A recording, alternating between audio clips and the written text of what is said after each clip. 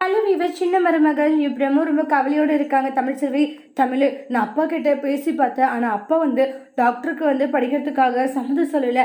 மாமா இது தெரிஞ்ச விஷயம் தானே, விடுங்க மாமா, என்ன பண்ணுறது அப்படின்னு சொல்லிக்கிட்டு இருக்காங்க.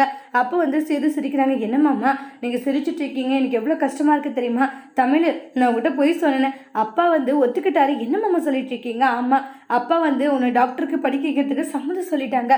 மாமா நீங்கள் என்னை சந்தோஷப்படுத்தணுன்றதுக்காக இப்படி சொல்லலை. ஐயோ நீ சந்தோஷப்படணுன்றதுக்காக இல்லை, உண்மையாகவே நான் அப்பா கிட்ட பேசினேன். டக்குன்னு அப்பா இருந்துட்டு சரி டாக்டர் படிக்க வைக்கிறதுக்காக ஃபுல் அண்ட் ஃபுல் சப்போர்ட் பண்ணுறதா சொல்லிட்டாங்க.